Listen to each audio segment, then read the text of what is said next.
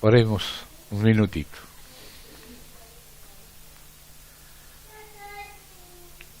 Querido Padre, gracias por esta segunda sesión de esta mañana. Te rogamos que seas ayudándonos, seas centrándonos en ti. En tus manos encomendamos nuestras debilidades y condición humana. La ponemos en tus manos. En Cristo Jesús. Amén. Hermanos, les ruego los que tienen celulares o algo que los apaguen para que no le interrumpan a usted ni a los hermanos. Amén. Vamos a continuar.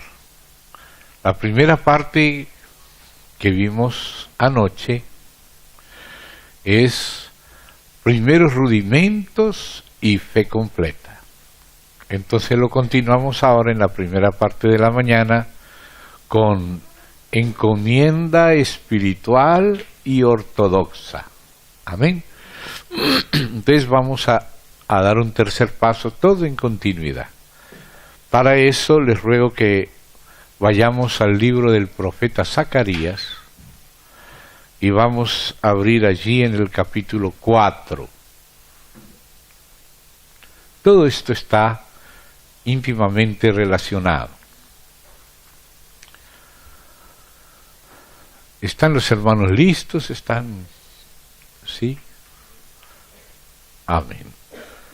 Zacarías es un profeta de la época de la restauración del templo, en los tiempos de Esdras, un poquito antes de Esdras, cuando después del cautiverio babilónico se cumplió el objetivo de Dios de permitir que su pueblo pasara por ese cautiverio para aprender a quienes estaban teniendo por dioses y qué locos que eran en eso, pero al mismo tiempo preparar un remanente, vamos a decirlo en forma figurativa, cocinar un remanente que estuviera pronto para salir de Babilonia y volver después, cuando Dios mudara el tiempo, la estación.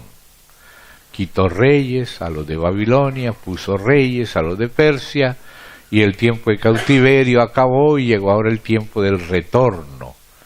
Retornar del exilio, volver hacia Jerusalén, por lo menos ese remanente preparado. El Señor, cuando salían para Babilonia, ya había profetizado que al final vendría un remanente que lo encontraría porque lo buscaría el Señor de todo corazón.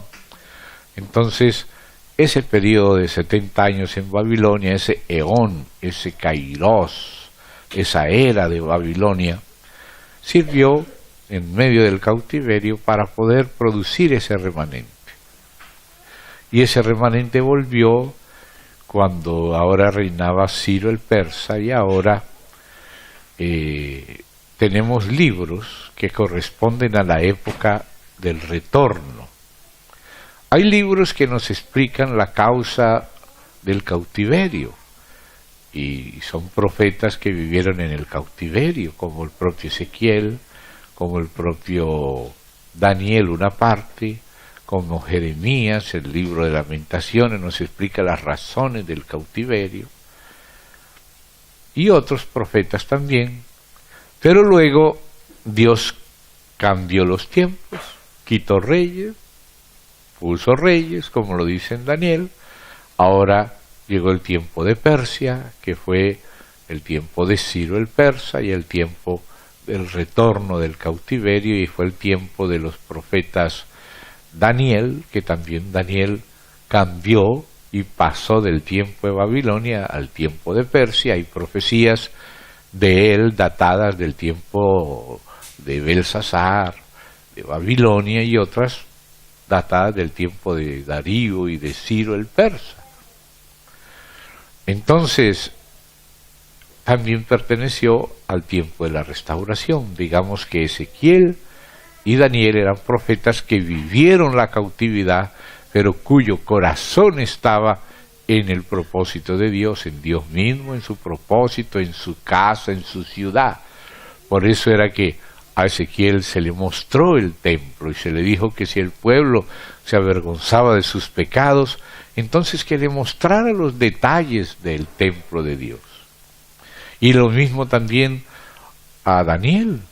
A Daniel se le explicaron muchas cosas. Daniel leía en Jeremías, se dio cuenta de que ya era la hora de que se estuvieran por acabar esos años 70 de cautiverio, y empezó a orar y Dios le mostró otras cosas. Envió a Gabriel, le mostró muchas profecías, hasta el reino de los santos del Altísimo, y el reino del Altísimo con sus santos. Entonces estos dos profetas, como lo dice en Zacarías 3, que habla de los varones simbólicos, representan esos tiempos, esas estaciones, porque Dios estas cosas las escribió para enseñarnos a nosotros. Entonces estos profetas son varones simbólicos, así como también después Josué, hijo de Josadac, el sumo sacerdote, que fue aquel sumo sacerdote de la restauración, Zorobabel, que fue el gobernador de Judá en la restauración, después vino Esdras, Nehemías, y estos fueron los varones claves de las etapas de la restauración. Y también hubo dos profetas claves del tiempo de la restauración, que fueron el profeta Zacarías y el profeta Ageo, que profetizaron en el tiempo de la restauración. Entonces estos son libros de restauración. Incluso el pueblo que quedó y que no volvió a Jerusalén también fue protegido por Dios, y tenemos el ejemplo de eso en el libro de Esther, que aunque Dios no es mencionado, su mano se ve claramente. Amén. El libro de Esther también es un libro de esa época de la restauración, y aunque se refiere al cuidado de Dios aún con los que se quedaron en Babilonia o en Persia y no volvieron, pero eran pueblo de Dios y Dios también los cuidaba a ellos. Pero la vanguardia iba con el remanente que retornó de la cautividad a Jerusalén. En esa época fueron que profetizaron Zacarías, a Zorobabel una profecía, a Josué, hijo de Josadac, otra profecía, y también profetizó Ageo. Y ahora tenemos abierto el libro de Zacarías, y les ruego que lo abran ahí en los capítulos 3 y 4, porque para que hubiese esa restauración, Dios envió precisamente a estos dos profetas. Si ustedes regresan, y tenemos marcado, siempre debemos estar yendo y volviendo, marcamos ahí en Zacarías 3 y 4, pero veamos un poquito en el libro de Esdras, que aparece entre los Ketubín y entre los libros históricos. Después de Crónicas viene Esdras y después viene Nehemías, que esos dos libros en el hebreo conforman un solo libro. Entonces ustedes ven que en el capítulo 3 de Esdras aparece el tema de la restauración del altar y del culto, y la colocación de los cimientos del templo. Pero como el Señor nos ha ido mostrando que la edificación de Dios se realiza siempre en medio de la oposición, en medio de la guerra, ahí vemos que inmediatamente se restaura el altar y el culto, y se colocan los cimientos del templo, ya aparece el enemigo.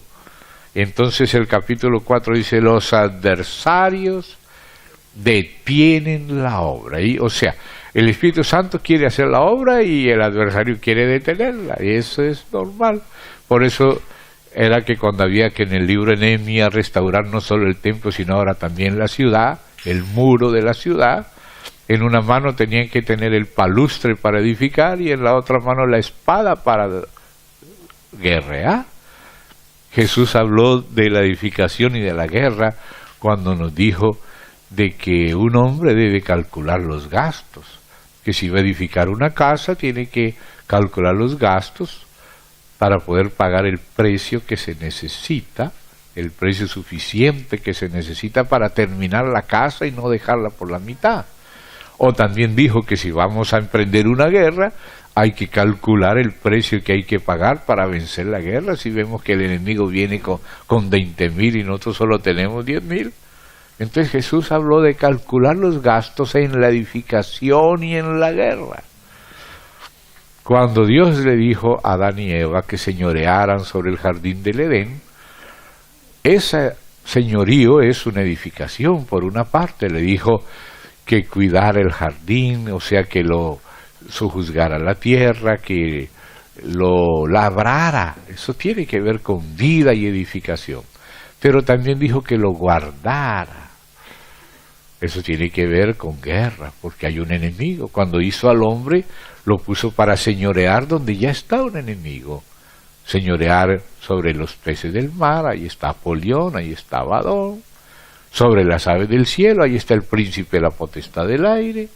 Sobre todo lo que se arrastra sobre la tierra, ahí está la serpiente antigua. O sea que el hombre debe edificar la civilización de Dios en medio de una contienda espiritual que no solo es espiritual, comienza siendo espiritual, pero abarca lo económico, lo intelectual, lo emocional y lo espiritual, todo, abarca todo, la guerra. ¿Ve? Entonces debemos saber que en la colaboración con Dios, en la edificación de Dios, vamos a vivir una guerra. Y aquí comienza el altar, que es lo primero que se reedifica. Si no hay consagración a Dios en el altar, ¿cómo va a tener Dios un reino si no nos consagramos a Él? La esfera del reino de Dios es el Hijo de Dios. Antes, cuando no había ni criaturas espirituales, ni cielo ni infierno, estaba solo el Dios Trino. Y el ámbito, la esfera del reino del Padre ha sido eternamente el Hijo. Y por eso Dios creó en el Hijo. Y por eso redime por el Hijo. Y por eso es en el Hijo que Dios realmente extiende su reino. Amén. Entonces estamos en esa edificación, en ese reino de Dios, que desde el principio ha tenido una resistencia llena de odio de parte del maligno y llena de envidia, que vino a robar, a matar, a destruir. Y eso al principio parece que eran versículos lejanos, pero en la medida que somos involucrados por el Señor en la guerra, vemos cómo nos rodea un odio sobrenatural que no entendemos, porque a veces toca seres humanos. ¿Ve? Entonces hay una guerra. La edificación es en medio de la guerra, por eso el palustre y la espada. Amén. Palustre para edificar y la espada para la guerra. Y aquí entonces, en el libro de Zacarías, Dios le fortalece a Zacarías, lo envía tanto a Ageo como a Zacarías para profetizar y fortalecer por medio de la profecía, para que sepan que Dios está con ellos y les da directrices y los guarda. Entonces envía a estos. Y aquí en Esdras, si ustedes ven en el capítulo 3, está el momento de la restauración del altar y del culto, y está la colocación de los cimientos del templo, que es una tipología de la casa de Dios, que es la iglesia. Pero en el capítulo 4 no es sino tener el árbol de la vida en el 3, y aparece el árbol de la muerte en el 4. Los adversarios detienen la obra. Siempre Satanás quiere estorbar, parar la obra, cerrar los caminos, distorsionar, es decir, estorbar. Él vino para estorbar, como dice Pablo, Satanás nos estorbó. ¿Eh? Pero gracias a Dios que después del 4 viene el 5, amén, que es el de gracia, y dice restauración o reedificación del templo. Ya fue más allá de los cimientos, ahora es el templo. Pero mire cómo dice, profetizaron para la reedificación. Dios refuerza con esos otros dos varones. Primero, Daniel y Ezequiel estaban en Babilonia, pero con el corazón en la casa de Dios. Y luego entonces envía a Zorobabel y a Josué, o vamos a decir el sacerdocio, Josué hijo de Josadac, y el reino, el gobernador de Judá, Zorobabel, de la línea genealógica de Jesucristo. ¿Ve?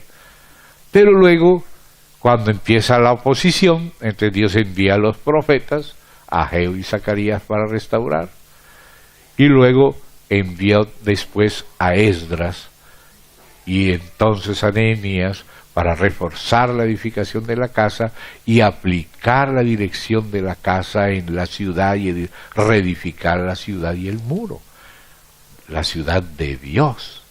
Entonces nosotros estamos en un conflicto de civilizaciones. Tus hijos los quieren convertir en homosexuales, en drogadictos, en depravados, en endemoniados, pero entonces te toca a ti llevarlos en el camino del Señor, protegerlos, y no solamente a nuestros hijos, las familias están siendo atacadas, y nosotros le abrimos la ventana cuando abrimos el televisor, le estamos abriendo la ventana y la puerta al diablo. Y también está la parte, digamos, económica del mundo, y está un montón de cosas que no provienen de Dios. Y esa es la guerra que nosotros peleamos para que la causa de Dios prevalezca. El Señor creó al hombre para señorear donde está el enemigo. Y por eso le dijo que sojuzgara la tierra. Porque la tierra fue robada por el diablo con la caída del hombre, pero Dios construyó al hombre para sojuzgar la tierra, y para labrarla y para guardarla del enemigo. ¿De quién iba a guardar? Sería de los espinos, los abrojos, y todavía no habían salido, sino cuando cayó el hombre. Pero antes de caer ya Dios le encargó labrar, que tiene que ver con la extensión del reino, y guardar, que tiene que ver con la guerra en defensa del reino, en nombre del Señor, pelear la buena batalla de la fe. Ahora, como Dios le dijo al hombre, creced, multiplicad, llenad la tierra, ahora el hombre se volvió un viejo hombre, ahora viene la redención, para recuperar al hombre y hacerlo un nuevo hombre, y ahora viene la iglesia, y ahora le dice Dios a la iglesia, igual que le dijo a Adán, id por todo el mundo, llevad el evangelio por toda criatura, ¿ve? Y empieza la fundación de las iglesias por todas partes. ¿Y qué es la iglesia? Es la recuperación de los hombres para la recuperación de la tierra. ¿Ve? El programa continúa. Entonces, estos libros de restauración nos muestran cómo es la guerra, cómo son los adversarios, cómo actúan, cómo tratan de infiltrarse para estorbar, pero diciendo, venga y conversemos, pero lo que quieren es parar, y lo hicieron. Dice el capítulo 4, los adversarios detienen la obra. Pero entonces Dios interviene, y viene y envía a estos profetas para esclarecer, para animar, para ver que Dios está con ellos, y que les está dando directrices claras en esa dirección de la restauración. Entonces por eso vienen estas profecías que tenemos ahora abiertas acá. Se da cuenta que después del capítulo 4, cuando los adversarios detienen la obra, viene el capítulo 5, cuando Dios manda a Ageo y a Zacarías, y entonces se continúa la reedificación, la rededicación después de reedificado también el templo, que es la casa de Dios, que es figura del templo verdadero de Dios, que es la iglesia. No el templo físico, sino el templo espiritual, siendo cada uno de nosotros una piedra viva de ese templo. Hay que entender ese drama que está aconteciendo en toda la historia, y qué honra nos concede el Señor estar de su bando, de su parte. Dice que los que están con el Cordero, que le siguen donde Él va, son llamados, escogidos y fieles. Aleluya, espero que seamos eso nosotros. Amén. No pretendemos nada en nosotros mismos, pero tampoco podemos ignorar su amor que ha tenido con nosotros y cómo nos ha ido trayendo hasta aquí con Él. Amén. Llevándonos de a poquito, gloria a Dios, conduciéndonos. Entonces ahí, en el 5, la reedificación del templo, ahí aparece el lugar de Ageo y de Zacarías. Todo esto valdría la pena estudiarlo minuciosamente, pero estamos viendo panorámicas. Y entonces ahí llegamos a Zacarías, pues ya sabemos el lugar de Zacarías en todo esto, y llegamos al capítulo 3 y al 4. En el capítulo 3, Dios le envía una profecía por Zacarías a Josué, hijo de Josadac, el sacerdote de la restauración, y lo anima con una profecía que va del 3 al 10 y que valdría la pena que la leamos un poco. No vamos a entrar en todos los detalles porque el tiempo es corto, pero las puntaditas principales vamos a dejarlas para que de ahí cada uno continúe rumiando, ¿verdad? Redigiriendo, pasando de la panza al bonete, al librillo y al cuajar. Dice que los animales limpios son los que rumian, ¿verdad? Amén. Entonces vamos a rumiar la palabra como era ahora y después masticar de nuevo, ¿eh? Hasta que se vuelva al pasto, se vuelva leche. Amén. Y la leche se vuelva alimento, carne y todo. Bueno. Entonces en el 3, miren esto tan interesante. Ay, Señor, la palabra de Dios es tan rica, el tiempo es tan corto.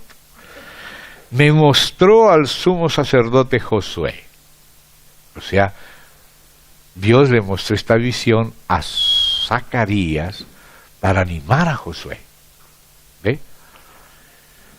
El cual estaba delante del ángel, y aquí está, yo se la pongo en mayúscula porque se refiere al ángel de Yahvé, el ángel del pacto, que no es un ángel creado, sino que es la imagen de Dios, que así se le llama a Dios mismo, como cuando se le apareció a Moisés el ángel y le dijo a Moisés, yo le dijo este ángel, yo soy el Dios de Abraham, de Isaac y de Jacob. ¿Ve? Se refiere al ángel de su faz, o sea, al verbo de Dios, porque la palabra ángel no se refiere a naturaleza, sino a oficio. Y la palabra ángel es el nombre del oficio de mensajero, y el Hijo es el mensajero del Padre, siendo el divino es su mensajero. Entonces por eso se le llama Melech Yahvé, o sea, el ángel de Yahvé, pero que dice yo soy el Dios de Abraham, y muchas veces se presenta como el mismo Dios. Entonces no es un ángel creado cuando se refiere a Cristo ante la encarnación, es la expresión, la imagen de Dios, que el Padre es invisible, se revela por el Hijo, que es el mensajero de su faz, y por ser el Hijo el mensajero del Padre, se le aplica el nombre ángel en cuanto mensajero, no como criatura, sino como mensajero, porque es nombre de oficio y no de naturaleza. ¿Me comprenden eso? Entonces es muy interesante que aquí debe ir con una mayúscula. Pero note, ahí está el árbol de la vida, el Señor mismo, pero al ladito está el árbol de la ciencia, el bien y el mal que mata, y Satanás estaba a su mano derecha para acusarle a Josué. Satanás es un acusador. Acusaba a Adán, acusaba a Job, ahora acusa aquí a Josué, y estaban los dos árboles ahí, y Josué estaba ahí, y se lo mostró Dios a Zacarías, y ahí cerquita estaba el ángel Yahvé, que se refiere al Señor Jesús antes de la encarnación, y no un ángel creado, sino el mensajero de su Padre. Pero también ahí al lado estaba otro, ahí el otro árbol, el de la muerte, Satanás el acusador. Así es, Dios va a edificar algo y el diablo se la pasa merodeando, a veces está incluso aplaudiendo entre los hermanos como espía, con mal corazón. Está cerca siempre. ¿Dónde estaba el hombre en el jardín del Edén? ¿Y quién le apareció a Eva? En medio de los árboles, para que coma el que la va a matar, engañándola. No morirás, pero sí murió.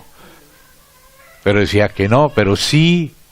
La palabra de Dios es la verdadera. Siempre el diablo está para decir otra palabra, para causar distorsiones, para calumniar, distorsionar las realidades. Hasta el propio Dios lo calumnia, hablando con Adán y Eva, y con Eva, porque él no engañó a Adán, pero engañó a Eva.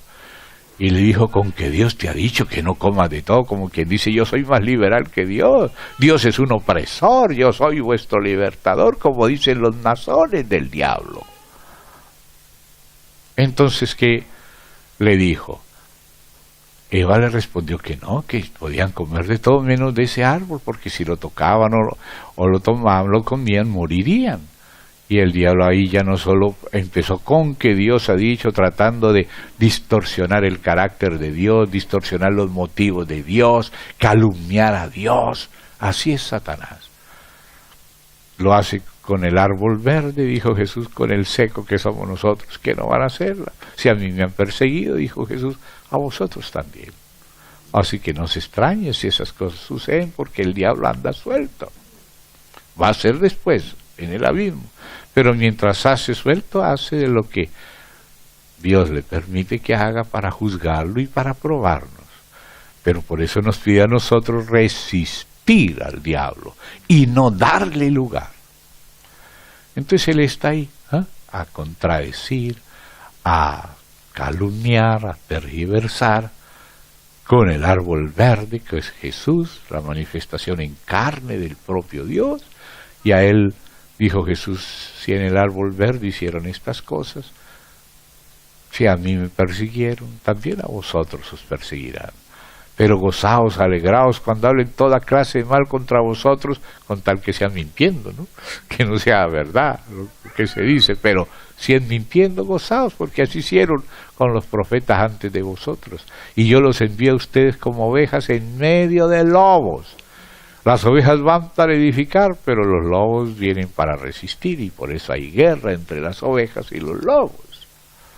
Entonces dice aquí, Satanás estaba a su mano derecha para acusarle. Capítulo 3 de Zacarías, la visión que le mostró a Zacarías para animar a Josué, hacerle entender la realidad espiritual, porque a veces no entendemos lo que pasa y nos confunde el enemigo, pero el Señor nos abre los ojos, nos hace entender y nos anima. Estoy con ustedes. Gracias a vosotros. Aleluya. Entonces dice, y dijo Yahvé a Satanás. Ya te das cuenta quién era ese ángel de Yahvé. Era el propio Yahvé. Era Dios, el Hijo. Y dijo Yahvé a Satanás. Yahvé, o sea, mi Padre. Yahvé, que dice, es el Hijo, y se refiere a Yahvé el Padre. Yahvé el Hijo dijo a Satanás, Yahvé mi Padre, te reprenda, oh Satanás. Yahvé que ha escogido a Jerusalén, te reprenda. ¿No es este un tizón arrebatado del incendio? Pues ¿quién provocó el incendio? Satanás. Tú quieres hacer algo, el Señor está edificando, planta una lechuguita y ya le manda a todos los gusanos para destruir. Y así un hijo de Dios viene a predicar. Antes no venía nadie a visitar a la persona, pero tan pronto empiezas tú a hablarle el Evangelio, ahí le llegan los mormones, los testimonios que de Jehová y son de Russell, que era de la familia luciferiana, de los Illuminati, los Russell, y vienen a meterle, a confundirlo, para que la persona no se salve, no recibe el Evangelio. ¿Se da cuenta? ¿Ve? Siempre el enemigo ahí molestando.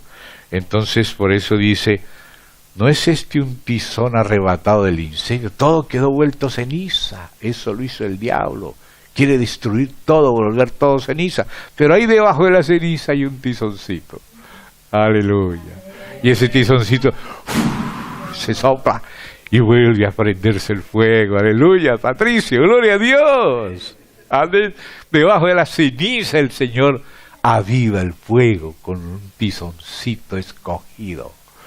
¿Ve? Eso es lo que hace Dios. No ha escogido Dios a Jerusalén, no es un tizón arrebatado del incendio. Y Josué, él en sí mismo era un hombre, no era un ángel impecable. Dice, estaba vestido de vestiduras viles. Pero mire, estaba delante del ángel. Y aquí póngale mayúscula este ángel, que es el ángel de Yahvé, Yahvé mismo, el Hijo antes de la encarnación. Mire dónde estaba. A pesar de que él en sí mismo era vil, estaba delante de Dios, delante del Hijo de Dios, que es el que nos intercede y nos defiende del acusador, que es el diablo. Entonces dice, y habló el ángel, con mayúscula. Acuérdense que ese ángel es el que se le llama Yahvé. No solo ángel de Yahvé, sino Yahvé mismo, como en muchos otros pasajes, como en Isaías, como en Malaquías, etc., inclusive en Corintios. Entonces dice, habló el ángel, Yahvé, ese es Yahvé, y mandó a los que estaban delante de él, diciendo, quitadle esas vestiduras viles. Y a él le dijo, mira que he quitado de ti tu pecado. Tú ya sabemos lo que son las vestiduras viles. Y te he hecho vestir de ropas de gala. O sea, por eso la Biblia dice que nos revistamos del hombre nuevo. Las vestiduras de gala es el hombre vendido al pecado, es el viejo hombre, como cualquiera de los santos en su naturalidad es un hombre viejo. Pero en el nuevo nacimiento en Cristo es un hombre nuevo. O sea que la gracia nos quita las vestiduras de gala y nos pone las vestiduras, nos quita las viles y nos viste de gala. Amén. Para que Satanás no moleste y no acuse. ¿Cómo el Señor nos libra de la acusación de Satanás? Nos reviste. Nos quita las vestiduras viles y nos viste de vestiduras de gala. Entonces, y él dice, después dijo en el 5, pongan mitra limpia sobre su cabeza. Porque es que a veces cuando estamos en la carne pensamos muchas cosas que no hay que pensar. Por eso había que poner una mitra y en la mitra una lámina que dice santidad a Jehová o a Yahvé. Pongan mitra limpia sobre su cabeza. Y pusieron una mitra limpia sobre su cabeza y le vistieron las ropas. Note esto, le vistieron. Eso es voz pasiva. O sea, fue el Señor que le hizo eso a él. No que él lo hizo por sí mismo. Nadie se puede por sí solo, sin Cristo y sin la ayuda de Dios, hacer nada. Jesús dijo, separados de mí nada podéis hacer, pero confiad en mí. Yo he vencido. Le vistieron de gala. ¿Ve? Y entonces dice, y el ángel de Yahvé estaba en pie. Y el ángel de Yahvé amonestó a Josué diciendo, así dice Yahvé Sabaoth, o sea, Jehová de los ejércitos. Él es nuestra paz, Él es nuestro pastor, Él es nuestro gozo, nuestra justicia, pero aquí estamos en guerra, entonces Él es Yahvé Sabaoth. Aleluya, hermano, nuestro Dios es Dios de guerra. Él sabe en qué guerra estamos, y es contra Él la guerra. Él dice, no es contra ti. Y Él dice, la guerra no es tuya, es mía. Y no es contra ti, es contra ti. Samuel, no te desecharon a ti, no piense que te pusieron estorbos a ti, sino a mí. Pero Él es Yahvé Sabaoth, el Dios de la guerra. Amén. Entonces dice aquí, si anduvieres por mis caminos, y si guardares mi ordenanza, también tú gobernarás mi casa. También guardarás mis atrios. Y entre estos que aquí están, los que llaman varones simbólicos, que representan las distintas etapas de la restauración, como él mismo era uno de ellos, entre estos, o sea, Josué iba a ser uno de los varones simbólicos, por lo tanto Josué era el otro, y Ageo el otro, y Zacarías el otro, lo había sido Daniel, lo había sido Ezequiel, lo va a ser Esdras, lo va a ser Nehemías. ¿Por qué? Porque ellos son los que simbolizan esa obra de Dios en la Biblia.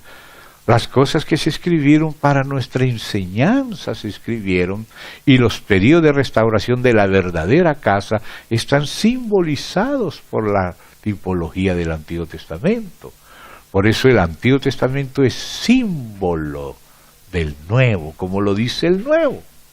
Y por eso estos varones son llamados simbólicos, o sea que simbolizan ese proceso de la obra de Dios. En el Nuevo Testamento es espiritual, que en el Antiguo Testamento era físico. David, tú derramaste mucha sangre, tú no me edificarás casa, pero tu hijo que nacerá de ti, David, tu hijo me edificará casa, y yo le seré a él por Dios, y él me será hijo, y yo le daré el trono eterno. O sea que Salomón, hijo de David, era apenas la figura del verdadero hijo de David, que es Cristo.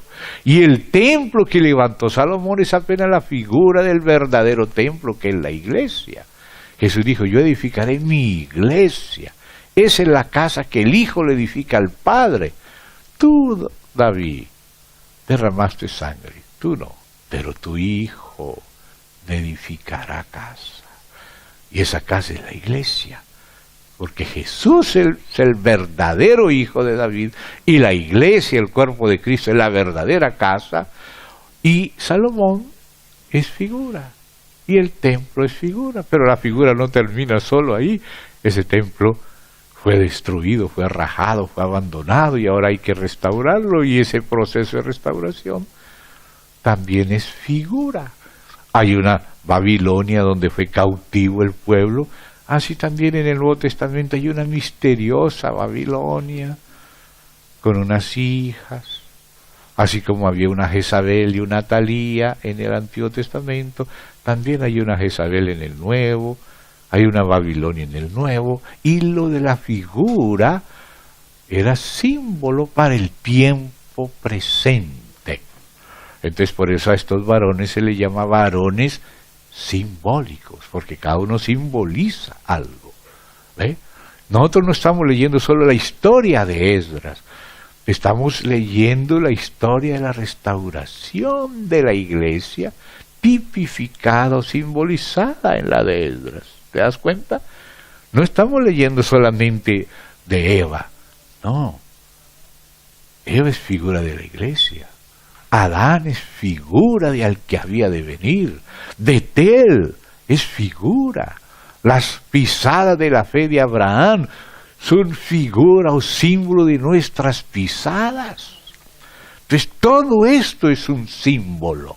Y por esto estos varones son varones simbólicos. Entonces si Josué camina con Dios y llega a gobernar en la casa de Dios, tú también te sentarás con estos. Como quien dice, también servirás como varón simbólico, como un ejemplo para la restauración.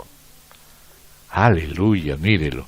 Capítulo 3 de Zacarías le dice en el verso 7, si anduvieres por mis caminos, si guardares mi ordenanza, también tú, no solamente tú, pero también tú, porque ese también es que el gobierno es colegiado, también tú gobernarás mi casa, también guardarás mis atrios, y entre estos que aquí están, te daré lugar. Escucha pues ahora, Josué, sumo sacerdote, tú y tus amigos, que se sientan delante de ti, porque son varones simbólicos. Ahora mire lo que dice el Señor, que le promete a estos varones. He aquí yo traigo a mi siervo el renuevo. El renuevo es Cristo. Él es el verdadero restaurador, pero ellos son símbolo de la restauración, que es la verdadera formación de Cristo en la iglesia. Entonces dice, porque he aquí aquella piedra que puse delante de Josué, una piedra que es para ser labrada y edificada como la iglesia, solo que en el símbolo es una piedra para ser labrada, pero en la realidad es la casa verdadera de Dios, el templo que ellos van a edificar, que era de piedra, figura a las verdaderas piedras vivas del verdadero templo, que es el cuerpo de Cristo, las hermanas y los hermanos, la familia de Dios. Entonces dice ahí, estamos en el 3 de Zacarías, versículo 9, aquella piedra que puse delante de ti. Sobre esta única piedra hay 7 ojos. Y tú ves esos 7 ojos en el Cordero. Mire, va a Apocalipsis, vamos allí a Apocalipsis, capítulo 5, verso 6, miré y vi que en medio del trono y de los 4 seres vivientes, que eran aquellos serafines que estaban también en Isaías 6, y en medio de los ancianos, los celestiales, los 24, que están en el 4 de Apocalipsis y en el 24 de Isaías, celestiales, que estaba en pie un cordero como inmolado, que tenía 7 cuernos y 7 ojos, los cuales son los 7 espíritus de Dios enviados por toda la tierra. Entonces, los 7 ojos del cordero son los 7 espíritus. Y los 7 espíritus están aquí, mire. Salimos ahí, vamos a Isaías capítulo 11, vamos a ver los 7 espíritus del Cordero, los 7 ojos del Cordero, son 7 espíritus. Mírelo, capítulo 11, saldrá una vara del tronco de Isaí. ¿Quién es Isaí? El padre de David.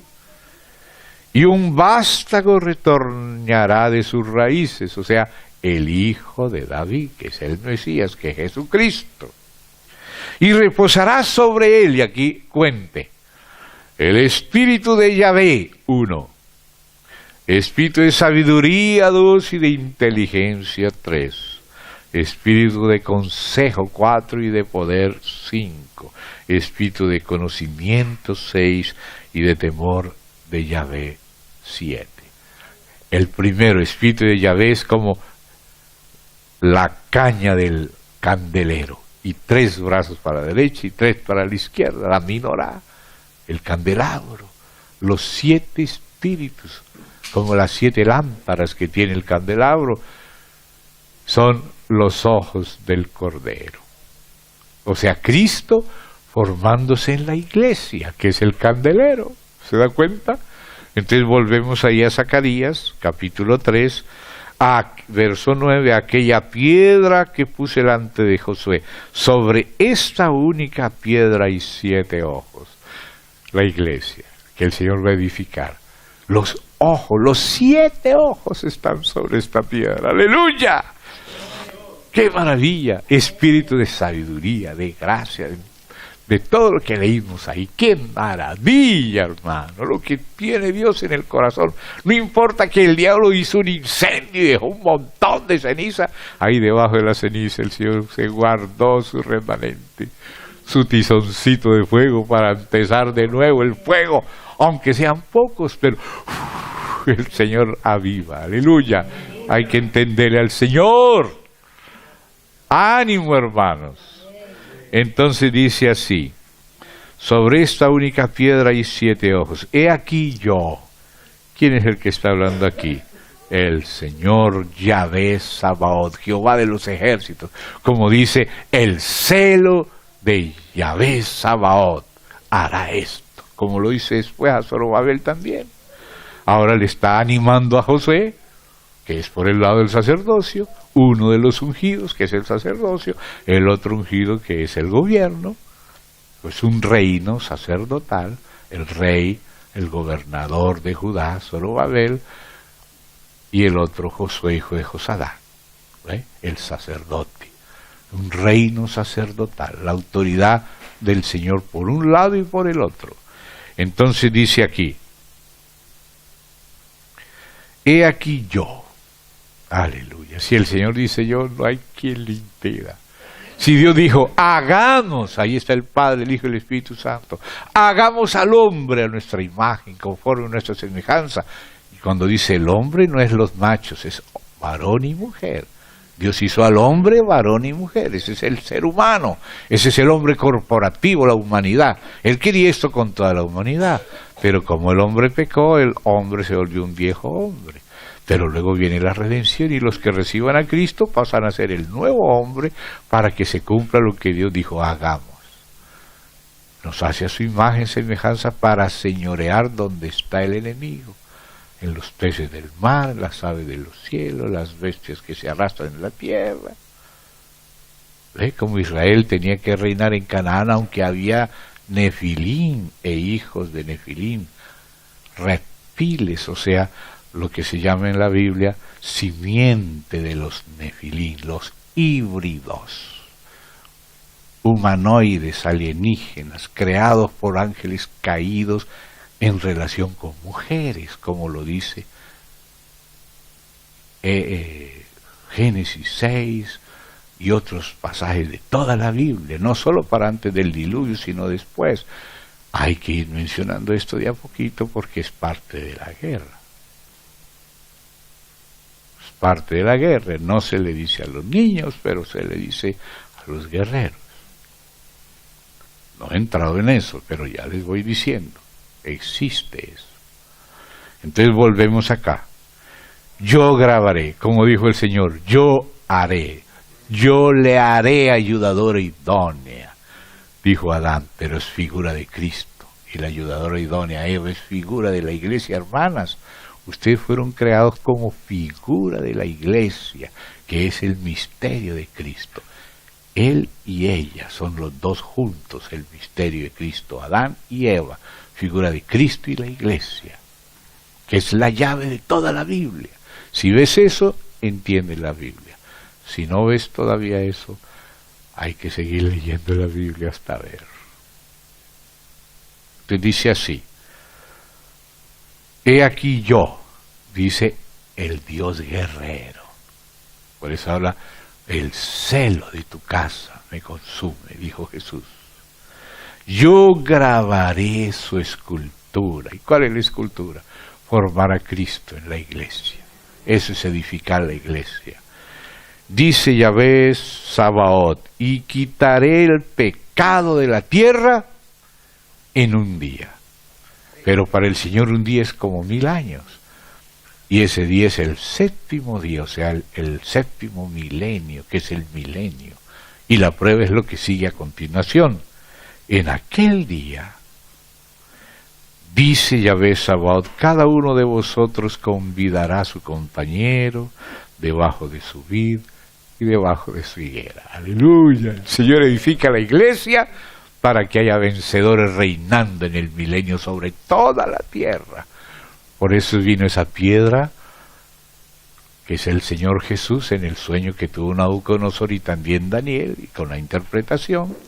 Esa piedra es el Señor Jesús, que para poder venir del cielo tuvo que morir en la tierra, resucitar, ascender, y en la segunda venida venir y derribar la estatua golpeándole en los pies, la historia universal, la cabeza de oro de Babilonia, los pechos y brazos de plata de Persia, el vientre y muslos de bronce de Grecia, las piernas de hierro de Roma, los pies de derro mezclado con barro de la Unión Europea, de donde surge un gobierno mundial, como dice la Escritura. De entre esos 10 surge el anticristo, y ya no estoy hablando solo de profecía, sino de historia. La primera parte ya está cumplida, falta solo la coronación, pero no ese es el tema, pero hay que mencionarlo. Entonces dice aquí, ahí sí viene la piedra, derriba el reino de los hombres, y aquella piedra crece como un gran monte que llena toda la tierra. Ese es el reino de los santos del Altísimo. Primero la parte milenial y luego la eterna. ¿Ve? Entonces el Señor dice, yo grabaré su escultura. Dice aquel que tiene 7 ojos, con todos sus 7 ojos mirando todo, y esos 7 ojos, mire lo que es, Espíritu del Señor. Mire lo importante que es el Espíritu, porque el Espíritu es el que vela sobre todo y el que hace todo. Y lo vamos a ver en la siguiente visión a Zorobabel, porque son visiones para apoyar la restauración de la casa de Dios. Entonces dice, y en aquel día, en ese día en que el Señor quita el pecado de la tierra, cuando Satanás es arrojado al infierno, preso, y los escogidos ya están reinando como vencedores sin el cuerpo mortal, ¿ve? Entonces ese es el último día de descanso, o sea, el el milenio, porque para el Señor un día es como 1000 años. ¿Ve? Entonces, ahí está la visión para apoyar a Josué, hijo de Josadac, o sea, el sacerdocio. Pero ahora viene el reino. Zorobabel, gobernador de Judá, de la genealogía de Judá, no será quitado el cetro de Judá. Jesús es el león de la tribu de Judá, y este Zorobabel está en la genealogía de Jesucristo. Jesucristo dijo que de Dios dijo de Jesucristo como hijo de David, y ese hijo de David que salió de David pasó por Zorobabel y llegó hasta Belén. Entonces ahora volvió el ángel, ahora ya me entiende qué ángel es, por eso yo le tengo que poner mayúscula, es el ángel Yahvé, llamado Yahvé. Lo entendería si lo leyera desde el capítulo 2, donde aparece Yahvé que envía y Yahvé enviado. El Yahvé que envía es el Padre, y el Yahvé enviado es la imagen del Padre, que es el Hijo. Esa revelación empieza ya desde el 1 y luego pasa al 2 y sigue en el 3 y en el 4, solo que así a veces leemos, no entendemos la línea, pero permítame ponerle con mayúscula esta A. Yo no corrijo la Biblia está correcta, inspirada, y en el original griego, en el hebreo, cabe la A mayúscula. Porque fue un traductor. Pero ¿a quién se refiere? No cualquier ángel, sino el ángel Yahvé, el que se le llama Yahvé, que se le llama desde el capítulo 2 y en el 3, sí, en el 4. Es el mismo que le apareció a Moisés. Hay toda una historia del ángel Yahvé, desde el Antiguo Testamento hasta llegar al Nuevo. Y en el Nuevo dice Pablo, y la roca que los seguía era Cristo. Hay que hacer eso paso a paso. Aquí estamos resumiendo, en otros lugares se ha hecho, pero entonces hay que enseñarlo en todas partes, en lo que se pueda. Entonces seguimos. Volvió, aleluya. O sea que es el mismo que había venido antes, ¿se da cuenta? Es el que Dios dijo, guárdate de él y no le desobedezcas porque mi nombre está en él. Así le dijo a Moisés. Era el que le apareció en la zarza a Moisés y le dijo, yo soy el Dios de tu padre Abraham y de Isaac y de Jacob. ¿Cómo te llamas? Yo soy el que soy. Así habló este ángel, que es el propio Dios, porque ángel no es nombre de naturaleza, sino de oficio. Y el Hijo es el principal mensajero del Padre, es el testigo fiel. Ahora también hay ángeles como Gabriel, que es un mensajero ya angelical, pero de otra naturaleza distinta a la divina del Hijo. Y también hasta los predicadores y mensajes de la iglesia se le llama ángeles también en la Biblia, no en cuanto que son ángeles con alitas, sino en cuanto son mensajeros, que eso es la asignación semántica de la palabra, mensajero. Entonces no se vaya a confundir y no le vaya a negar la divinidad de Cristo por ser mensajero, ¿me entienden? Tenemos ese cuidado. Entonces, dice, volvió el ángel que hablaba conmigo y me despertó como un hombre que es despertado de su sueño. O sea que no dice que lo despertó del sueño, sino como un hombre que es despertado. Este no es un despertamiento natural, sino que el despertamiento natural es figura de un despertamiento espiritual, porque llegó el Señor cerca de él y le abrió los ojos para entender las Escrituras y el plan de Dios. Entonces dice así, y me dijo, mire por qué lo despertó, ¿qué ves? ¿Qué ves? Como cuando preguntaba a Jesús, ¿y los hombres? ¿Qué dicen ellos que soy yo? Ah, le dijeron las buenas opiniones, las malas no se las dijeron, pero él las sabía las malas también. No solo que le decían que era Elías, también decían que era Belcebú, pero eso no le dijeron. Y después que dijeron lo que los hombres decían, como si ellos no fueran hombres, eran hombres, pero también eran los suyos. ¿Y vosotros, quién decís que soy yo? O sea, lo lleva a la visión a que ellos expresen qué revelación tenían. Confiesen lo que les ha sido revelado, porque esa es la palabra del testimonio, confesar al Cristo que nos es revelado, porque para eso viene el Espíritu Santo, para glorificar al Hijo. Cuando Él venga, Él nos enseñará todas las cosas, nos recordará lo que el Hijo hizo y nos abrirá, y nos abrirá, y nos abrirá la luz. Un cielo abierto encima de nosotros. Les volvió y me despertó. ¿Se da cuenta? Como un hombre que es despertado de su sueño. El sueño son cosas irreales. El Señor nos dejó ver la verdad. Y me dijo, ¿qué ves? Y respondí, he mirado. O sea, si uno no mira, no ve. A veces hasta mirando no vemos, ¿cuánto más si no miramos? ¿Verdad? Entonces dijo, he mirado, y he aquí. ¿Cuál era la visión?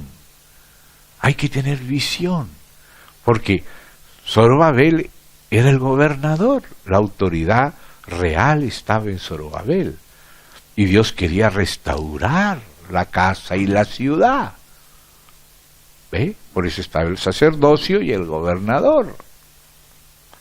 Entonces, para que la casa y la ciudad de Dios, la civilización de Dios que se forma en medio de la guerra de las tinieblas, como Adán y Eva que tienen que hacer familia donde ya está el diablo, que el diablo ya estaba, y es asesino, homicida desde el principio, y Adán era como una oveja en medio de lobos, pero el Señor le dijo, tranquilo, come de todo. O sea, lo que más quería Dios que comiera el árbol de la vida, pero el otro de la muerte no, esa era la ventana para que se colara el maligno. Y uno se pone curioso a meterse donde no debe las narices y se le cuelan los demonios. Por eso deje la ventana cerrada y no dé lugar al diablo y concéntrese en el Señor. Pero Adán no lo hizo, no guardó el jardín. Esa era la guerra. Guardarlo, no dejarlo pasar. ¿Ve? Pero el hombre se dejó vencer y vendió su naturaleza al poder del pecado. Ahora tuvo que venir el Hijo y ser tentado en todo conforme a nuestra semejanza y vencer al diablo y condenar el pecado en la carne. Y Él sí puso el muro. Él restauró el muro, el verdadero muro. ¿Se da cuenta? Lo restauró el Señor. ¿Ve? Entonces así es ese mismo principio acá. He aquí un candelabro. Otra vez aparece el candelabro.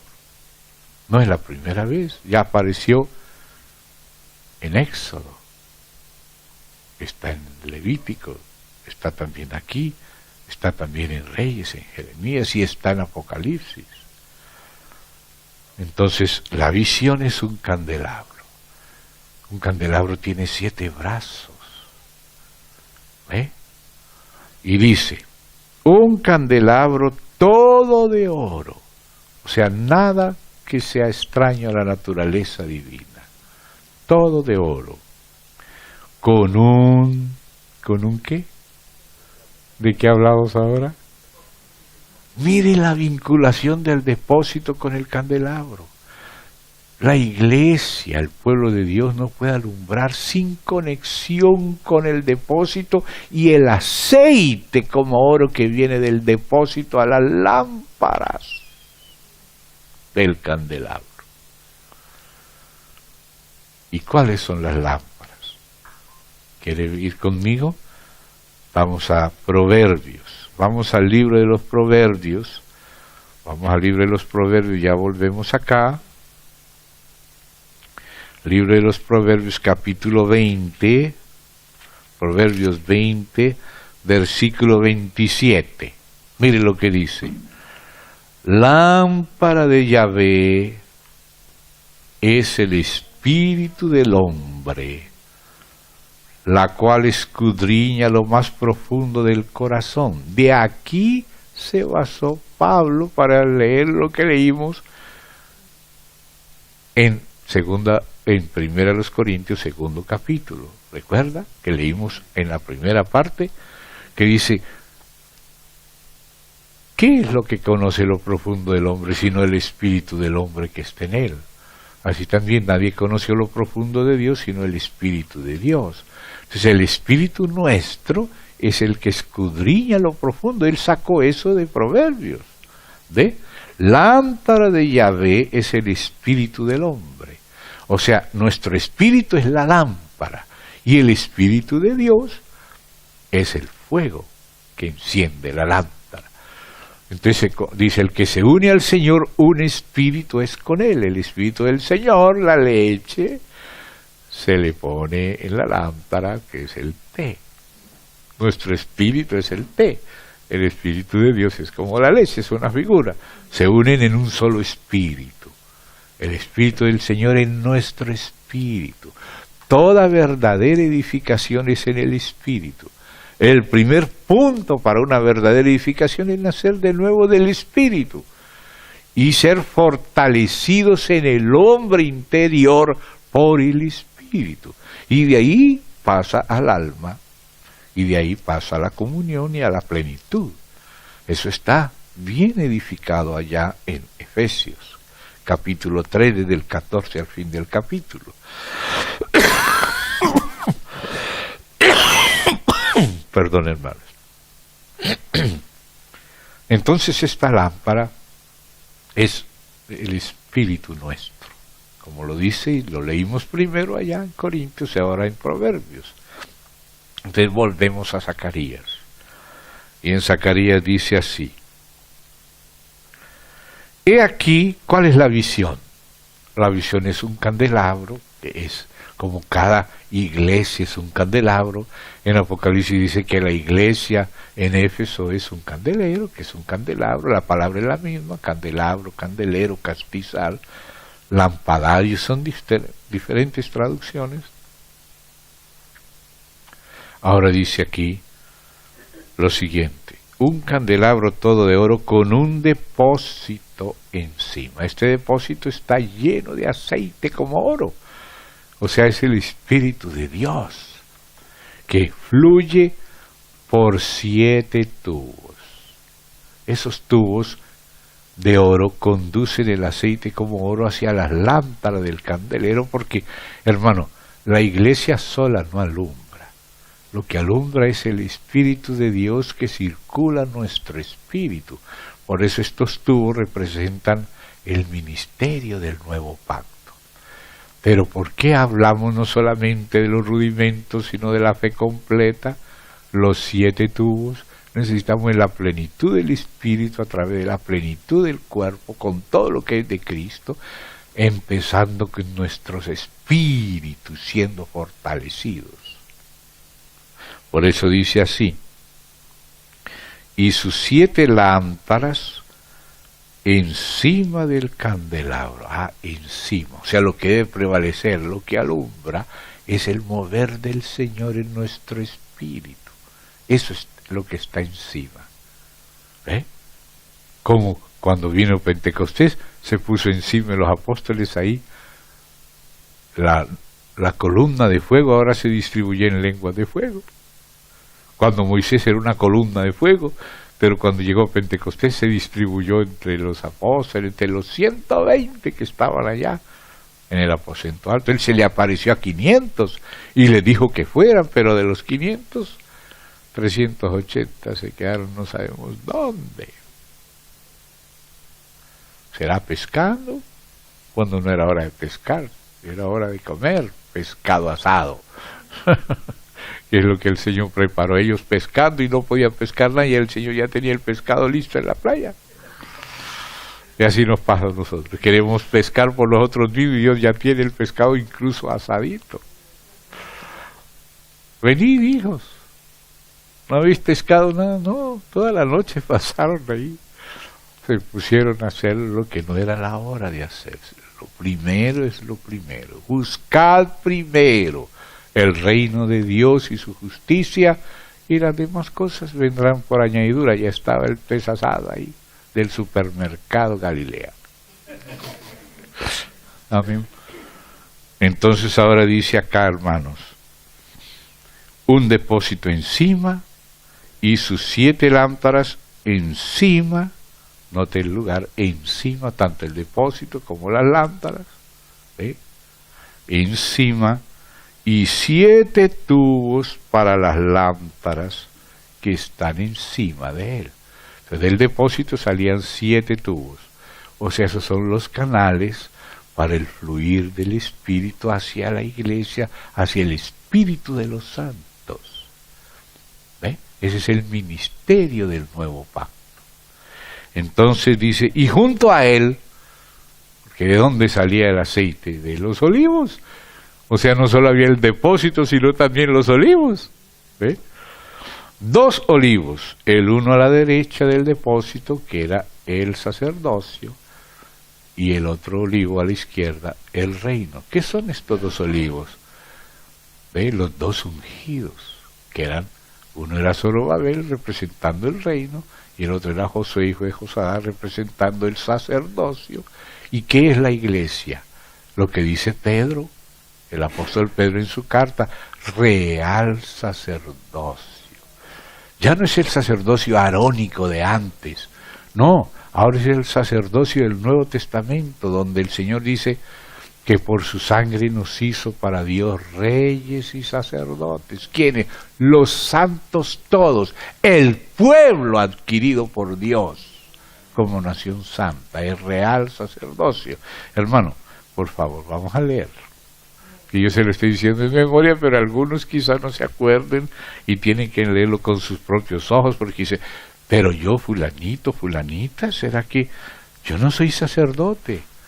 No, no es de la línea de Aarón, pero Cristo es de la línea de Melquisedec y nos hizo sacerdotes a su pueblo. Entonces vamos a ir primeramente a Pedro, amén. Vamos a la primera de Pedro. A ver, ¿a quién le escribe Pedro esta carta? Porque algunos dicen que él es el primer papa y pensará a alguien que le está hablando es a los cardenales. Vamos a ver a quién le habla este querido apóstol de Dios. Pedro, apóstol de Jesucristo, a los expatriados de la dispersión en el Ponto, Galacia, Capadocia, Asia y Bitinia. No veo el Vaticano por ahí. Elegidos según la presencia de Dios Padre, o sea, los elegidos, en santificación del Espíritu para obedecer y ser rociados con la sangre de Jesucristo. Gracia y paz sean multiplicados. ¿Entendés? Está hablando a los hermanos de entre los propios judíos que estaban esparcidos por todas partes, pero que recibieron a Cristo. ¿Ve? Y luego entonces dice en el capítulo 2, versículo 4, dice, acercándoos a Él. ¿A quién? ¿Dónde está la dirección? ¿Dónde queda la sede? En el cielo, a la diestra del Padre. Ahí está nuestra sede. Esa es la sede de la iglesia. Ahí está la cabeza, más arriba que el Papa. Acercándonos a Él, piedras vivas, desechadas ciertamente por los hombres, sí, así es. Mas para Dios, o sea, no piense que la opinión de los hombres es la misma de Dios, gracias a Dios. Mas para Dios escogida y preciosa, vosotros también. ¿Quién es vosotros? El pueblo. Vamos a ver qué es el pueblo. Ya leímos la introducción y luego vamos a llegar al verso 9. Pero por lo tanto vamos leyendo el 4. Para entender quién es vosotros les mencioné anticipado el 9, pero vamos a llegar ahí. Vosotros también como piedras vivas, sed edificados como casa espiritual, fíjese, no física, espiritual. ¿Y qué más? Edificados como casi, cuando nos acercamos al Señor mismo, somos edificados como casa. Cuando nos acercamos al Señor mismo, somos edificados como sacerdocio, ¿de? Sacerdocio santo, para ofrecer sacrificios espirituales. Ya no hace falta que sean cruentos, ovejas, esos, y ya el Señor ya es. Todo eso representaba era el Señor. Espirituales aceptables a Dios por medio de Jesucristo. Luego sigue hablando, y habla de los que van a tropezar, y llegamos ahora hacia el 9, que sigue hablando a los mismos, más vosotros. ¿Quiénes sois vosotros? ¿Soy linaje escogido? ¿Será de Aarón? No. Real sacerdocio. Nación. Toda este sacerdocio es toda la nación. La nación no solamente son los machos, son los hombres, las mujeres, los niños, todo es el pueblo de Dios. Esa es la nación, ese es el sacerdocio. Y dice, nación santa, pueblo. Ah, por fin llegamos. Ah, ese vosotros es el pueblo. Adquirido por Dios. ¿Cómo te adquirió Dios? Por medio de un título de un seminario, o algún cardenal le consiguió un puestico por allá. La sangre, dice en Apocalipsis, dice que por su sangre nos hizo reyes y sacerdotes. Entonces dice aquí, pueblo, nación santa, pueblo adquirido por Dios. ¿Para qué Dios adquirió este pueblo con su sangre? ¿Para qué te adquirió a ti y a mí y a todos juntos? Para que anunciéis las virtudes de aquel, no algún sistema, al Señor. Nos adquirió para anunciar las virtudes de aquel que os llamó de las tinieblas a su luz admirable. Ese es el verdadero sacerdocio. Salimos de las tinieblas a través del velo y entramos en la luz de Dios por la sangre, por el amor de Él, por la fe. Y así somos sacerdotes. ¿Cómo si no entramos a ver su gloria? ¿Cómo la vamos a anunciar? Si no conocemos sus virtudes, ¿cómo vamos a anunciarlo? Pero el pueblo fue adquirido para anunciar. Cada uno tiene su testimonio que decir. Tiene que participar aquello que le fue dado del Señor como una función del cuerpo. No todos son ojos, ni manos, ni dedos. Cada uno es una oreja, otro es un dedito, otro puede ser el hígado, lo que sea. Cada uno hace su parte y todos juntos anunciamos la plenitud de Cristo. Las 7 lámparas, todas las 7 extendidas. Una está a la derecha, otra a la izquierda, otra en el centro, otro centro derecha, centro izquierda, derecha, izquierda, ultraderecha, como Mateo, que era publicano, es la ultraderecha. O como Simón el Celote, que era la ultraizquierda, pero pertenecían al mismo candelero, porque la iglesia no es de ricos o de pobres o de blancos o de negros o de hombres o de mujeres, sino en Cristo ya no hay judío, ni griego, ni bárbaro, ni escita, ni varón, ni mujer, raza, no hay. El Señor quiere de toda tribu, pueblo, lengua y nación, somos sus hijos. El mismo Cristo que mora en los hombres, mora en las mujeres, mora en los ricos, en los pobres, en los analfabetas, en los eruditos, en los colombianos, en los chilenos, hasta en los gringos también. Porque algunos aquí en el sur podemos tener algún resquemor con los gringos. Pero el Señor también salva gringos, ¿sabe? Sí, salva también gringos. Así que hay que incluir a todos los gringos salvos. Y los que no son salvos hay que evangelizarlos también para incluirlos si ellos quieren. Nosotros no excluimos a nadie. Parece chistoso, pero es para que no tengamos un corazón estrecho con nadie, ni por cuestión de clase, ni por cuestión de tribu, de lengua, de raza, de nación, de cultura, si es analfabeto, si es medio, si es erudito. Eso Eso no lo miró el Señor, Él no hizo acepción de personas. Él quiere un pueblo de toda tribu, pueblo, lengua y nación, toda clase de seres humanos. Así es la iglesia, nuestro corazón tiene que incluir a los que Dios incluye. Ay, ay, ay, eso duele, porque nuestro racismo, nuestro clasismo, porque a veces nosotros juzgamos en un criterio de clase y no en Cristo. ¿Se da cuenta? Mire, una vez había unos hermanos que vivían por allá en un cerro y su casita era de plástico. Pagaban el agua más cara de la ciudad porque tenían que traerla en burro y luego irla subiendo por baldecitos hasta su rinconcito lleno de barro. El agua más cara de la ciudad les tocaba a los más pobres. Y un hermano empezó a entender de que no podían mantener esa distancia con los hermanos pobres. Y se propuso, voy a visitar al hermano fulanito allá en su barrio, allá en la periferia. Y justo ese día llovió y se pegó una embarrada subiendo allá. Y él, en vez de enojarse, se puso alegre, porque se embarró y dijo, bueno, por lo menos estoy comprendiendo ahora a mi hermano. Ya cuando llegue todo embarrado ya me voy a sentir más cerca de él. Y cuando llegó todo embarrado, el hermano le dijo, siga hermano, adelante, qué bueno que viniste.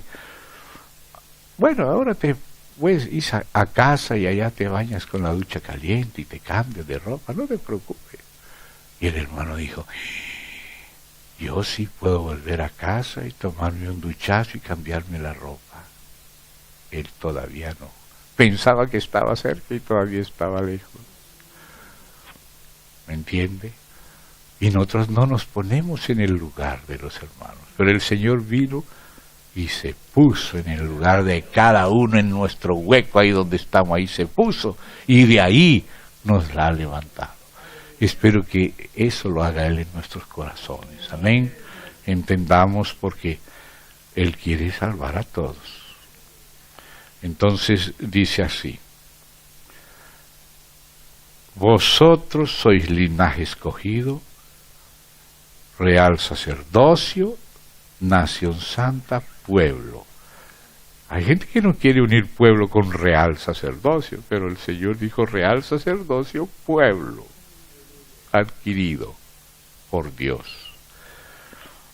Y dice más, para que anunciéis las virtudes de aquel que os llamó de las tinieblas a su luz admirable. Vosotros que en otro tiempo no erais pueblo, ni siquiera pueblo, porque no eran de Israel, se da cuenta, eran perrillos. No erais pueblo, pero que ahora, o sea, ahora en Cristo, sois pueblo de Dios. Ese es el real sacerdocio, el pueblo de Dios en Cristo. Y es para todos los hombres de toda clase. Es para todos. Si algunos no lo son, no es porque Dios los excluyó, sino que ellos mismos se excluyeron. Si tú eres abogado y te das cuenta que eres abogado, vas a actuar como un abogado. Y si eres un ingeniero, vas a actuar como un ingeniero. Pero el diablo no quiere que sepamos que somos la familia real de Dios. El real sacerdocio de Dios. Pero debemos ejercer lo que Él nos ha hecho con su sangre y con su espíritu. En la cruz terminó la diferencia y en la resurrección se metió en todos los hijos sin hacer diferencia de nada. Y no por obra de justicia ni la ley, por pura gracia. Y nos hizo un solo cuerpo, el del propio Cristo, para estar en todo lugar con Él, en su espíritu, en su nombre. Entonces dice ahí, vosotros que en otro tiempo no erais pueblo, pero que ahora sois pueblo de Dios, que en otro tiempo no habíais alcanzado. Dios sí nos la extendió, pero nosotros no la habíamos alcanzado. Dios sí nos la alcanzó, pero nosotros no la recibíamos. Misericordia, pero ahora habéis alcanzado. Misericordia. Entonces, hermano, ahora pasamos al 4. Capítulo 4 de la primera de Pedro, viendo esto del sacerdocio. y dice el capítulo 4, desde el 10 y el 11, versículos 10 y 11 del 4, capítulo 4 de la primera de Pedro. Cada uno, ¿a quién le está hablando entonces aquí Pedro? A cada uno de los del pueblo de Dios. ¿Ve? Cada uno según el don que ha recibido. Oiga esto, hermano, porque es que a veces pareciera que es según la constitución del cardenal fulano. No es según el cardenal. Lo que te constituye miembro del cuerpo para funcionar es el don de la gracia de Dios en ti. Vamos a completar eso. Marque aquí, siempre lo completamos y volvemos. Miren Efesios capítulo 3. Efesios 3 y ya volvemos. Efesios 3 dice así. Verso 7. Del Evangelio yo, dice Pablo, fui hecho ministro por el cardenal. ¿Por quién fue hecho ministro? Por el don de la gracia de quién? ¿De Su Alteza Real Felipe VIII? ¿O Enrique VIII? ¿O algo así? Fui hecho ministro por el don de la gracia de Dios que me ha sido dado, nada de vender investiduras, dado según la operación de su poder. O sea, Él por gracia opera en ti. Él es Yahvé Nisí, nuestro estandarte de victoria, el que nos abre el camino, el que nos tiene preparado todo. Así que está atento, cuando menos piense, Dios te va a usar en lo que no te imaginabas, porque eres miembro de Él y Él está en ti. Entonces tienes que darle lugar a Él y servirle a Él, y claro, en armonía con todos, pero no dejándose anular por Satanás. Sírvele a Dios. Eres hecho ministro, o sea, servidor, porque es que a veces oímos la palabra ministro y pensamos que es como el de Hacienda. No, ministro es el que se pone el delantal a servir, porque mayor es el que sirve, no el que hace que le sirvan. El que sirve es el que en el reino de Dios es el mayor. El que lava el piso, limpia la silla, lava los platos, prepara la comida, ese es el mayor. Según el punto de vista de Dios, que es el que está sano. Es el que está sano. Entonces por eso dice ahí, fui hecho ministro por el don de la gracia de Dios, que me ha sido dado según la operación de su poder. Por eso decía Pablo, el que actuó en Pedro, mencionó al Papa, que dice, el que actuó en Pedro, actuó también en mí. ¿Se da cuenta? Apóstol no de hombres, ni por medio de hombres, sino por Dios. Dele lugar al Señor, no menosprecie a nadie, no pelee con nadie, pero haga lo que Dios le puso a hacer, hágalo para Dios, hágalo con los hermanos, sirvan a Dios con ánimo. Amén. Entonces volvemos ahí a Primera de Pedro 4. Amén. Verso 10. Cada uno, ¿se da cuenta? ¿A quién le habla? Al pueblo.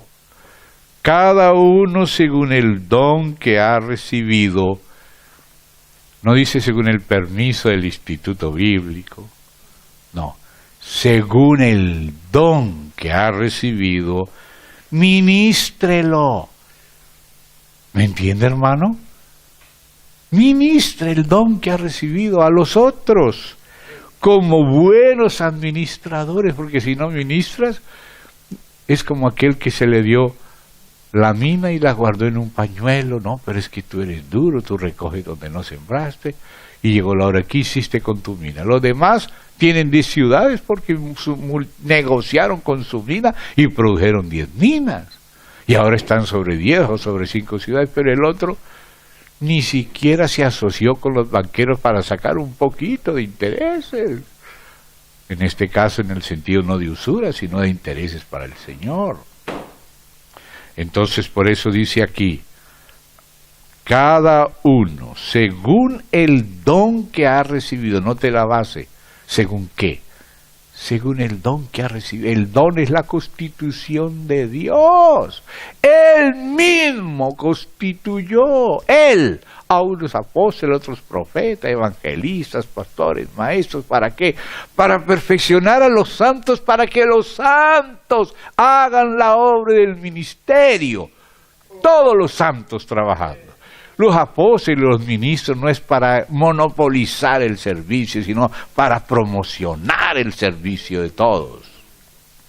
Entonces, por eso dice aquí, cada uno, conforme el don que ha recibido, según catá, ministrelo a los otros, como buenos administradores de la ¿qué? Pero es que ellos no hacen las cosas como nosotros. No se han acomodado a nuestra cuadrícula. ¿Quién dijo que había cuadrículas? La gracia es multiforme. ¿Cómo el hígado va a ser igual que la nariz? ¿Cómo el oído va a ser igual que el ojo?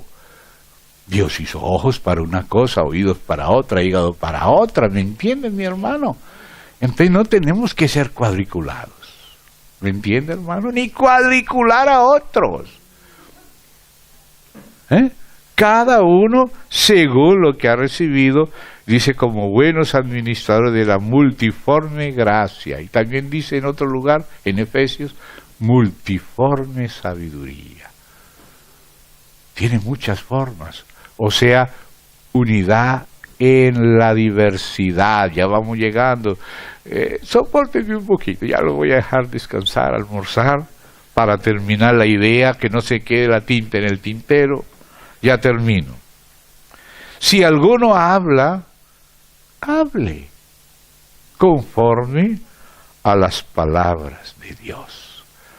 O sea, los oráculos de Dios, el rema de Dios, la palabra que el Señor te coloca en el corazón. Si alguno ministra, porque no solamente se sirve hablando, se ministra de muchas maneras. Entonces dice, conforme ministre o sirva conforme al poder que Dios da. La fuerza que te dio el Señor para hacer esto, cooperar en esto, cooperar con el Señor, con la iglesia, con los hermanos, hasta con la pobre humanidad, en algo, cooperar. Entonces dice, ministre conforme al poder que Dios da para que en todo, no sea lo que hago yo, usted tiene que hacerlo como yo, porque no, en todo sea el Señor glorificado. En lo que haces tú y en lo que hace el otro, y no el otro la manera tuya, cada uno conforme Dios le dio a cada uno. Tenemos que tener ese corazón abierto, receptivo, complementario, alegrarnos por la variedad, porque esa es riqueza de Cristo en el cuerpo. Entonces por eso dice ahí, en el verso 11, para que en todo sea Dios glorificado por Jesucristo, a quien pertenecen la gloria y el imperio por los siglos de los siglos. Amén. ¿Decimos amén a esto? No es herejía, no. Es la palabra de Dios. Ahora, permítanme regresar a Zacarías, que no acabé. Así que dejemos enfriar el postre, que después yo me caliento con las paletas, así que como te vayas con agua fría, te calientas cuando hace frío. Yo como las cosas frías y me caliento. Bueno, no quiero abusar tampoco, pero bueno.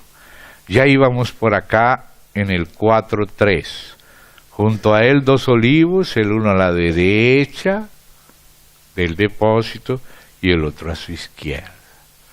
Que a lo de la derecha no le gusta a lo de la izquierda. Que a lo de la izquierda no le gusta a lo de la derecha, y se ponen a pelear en vez de entender que Dios hizo a uno para una cosa y a otro para otra cosa. Dice que hizo a los pobres para que sean ricos en fe y hizo a los ricos para que sean generosos con los pobres.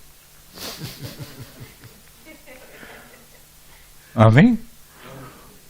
El olmo no da peras, pero la pera puede subirse encima del olmo.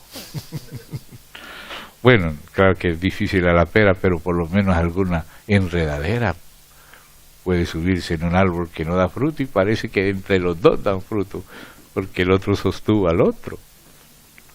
Bueno, entonces llegamos al 4. Proseguí, por eso yo proseguí un poquito, ya terminé. Y hablé diciendo a aquel ángel, pues yo le pongo mayúscula, que hablaba conmigo, ¿qué es esto? O sea, ese candelero con un depósito, con unos tubos con aceite que sale por el depósito para alumbrar. No entendía qué era. Y le va a explicar, ¿qué es esto, Señor mío? Y le dijo, Señor, Y el ángel que hablaba conmigo respondió, aleluya, gracias a Dios que responde. Y me dijo, ¿no sabes qué es esto? Y dije, no, Señor mío. Entonces respondí y me habló diciendo, esta es la palabra de Yahvé a Zorobabel. Esa es la palabra, pero y esa palabra tan rara, un candelero, depósito, olivos, tubos, aceite, ¿eso qué es? Entonces le dice, esa palabra es esto, dice, esto es lo que dice esa palabra, eso es lo que significa todo eso. No con ejército, ni con fuerza, sino con mi espíritu, ha dicho Yahvé Sabaoth. Ese es el secreto. No es por fuerza humana, maniobrando, forjando cosas, no, dejando fluir al espíritu. Esto, ese aceite, ese es el espíritu, corriendo por los tubos, los 7 tubos, la plenitud del ministerio del cuerpo, fortaleciendo todos los espíritus, estén a la derecha, a la izquierda, en el centro. Esa es la palabra de Dios a Zorobabel.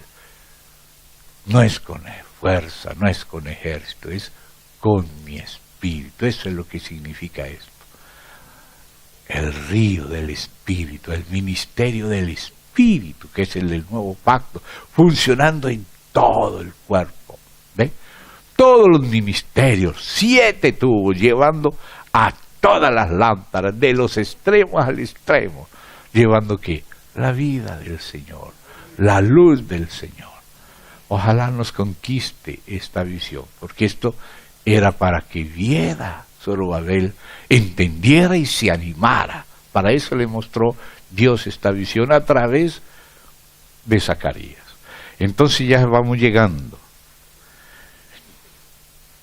¿Quién eres tú? Note, no, eso es una palabra fuerte. O sea que este río se lleva hasta los montes.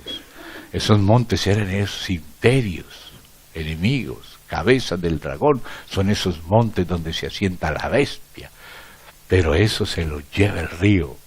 Mire, ¿quién eres tú, oh gran monte? Delante de Zorobabel será reducido a llanura. ¡Aleluya! Él sacará la primera piedra con aclamaciones de ¿qué? De gracia, gracia a ella. Vino palabra de Yahvé a mí diciendo, las manos de Zorobabel echarán el cimiento de esta casa y sus manos la acabarán. O sea, Dios termina lo que comienza. Aleluya. Y cuando termine la casa, dice, conocerás que Yahvé Sabaoth me envió a vosotros. Como lo decía en el capítulo 2, Yahvé enviado por Yahvé su Padre, Yahvé el Hijo. Conocerás que Él me envió a vosotros. Porque, pongan esto, no se preocupen que son poquitos todavía. Los que menospreciaron el día de las pequeñeces, cuando las cosas eran pequeñas, pero no se preocuparon de eso, se alegrarán. Cuando las cosas empiezan, esas pequeñas, acaba de sembrar el maíz, unas hojitas, como dijo el Señor, como la semilla más pequeñita va a llegar a ser. Amén. Entonces dice, los que menospreciaron el día de las pequeñeces, se alegrarán y verán la plomada en la mano de Zorobabel para edificar el muro. Ahora no había ni muro, pero lo van a ver. Y entonces luego le explica los que había visto en la otra visión, porque la otra era para Zorobabel, y ahora le explica, estos 7 son los ojos de Yahvé que recorren toda la tierra. Hablé más y le dije, ¿y qué significan estos 2 olivos? A la derecha del candelabro y a su izquierda. Hablé aún de nuevo y le dije, ¿qué significan las 2 ramas de olivo que por medio de 2 tubos de oro vierten de sí aceite como oro?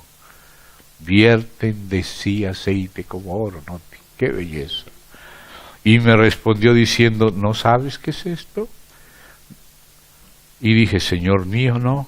Y él dijo, estos son los 2 ungidos que están delante del Señor de toda la tierra, o sea, como las 2 columnas del templo, una era el sacerdocio y otra era el gobierno, el reinado, el reino sacerdotal, que en ese momento era representado por Josué el sacerdocio, hijo de Josadá, y por Zorobabel el reino. Entonces, hermanos, vamos a parar aquí, les agradezco su paciencia. Oremos al Señor y pidámosle, Señor, confírmanos lo que sea tuyo, anímanos, porque estas visiones son para animar al pueblo en la edificación. Querido Padre, gracias, porque tú nos amas, y estos varones son simbólicos para hablarnos a nosotros hoy. No solo leer del pasado, sino leerlo de ayer para alimentarnos hoy, para cooperar hoy contigo. Afírmanos en la fe, en el ánimo, Señor, porque es contigo, no es por la fuerza, no hacemos esto para forzar a nadie, pero dar lugar a tu Espíritu, que sea tu Espíritu, que es el único que puede edificar la casa y guardar la ciudad. En el nombre del Señor Jesús. Amén y amén. Gloria a Dios.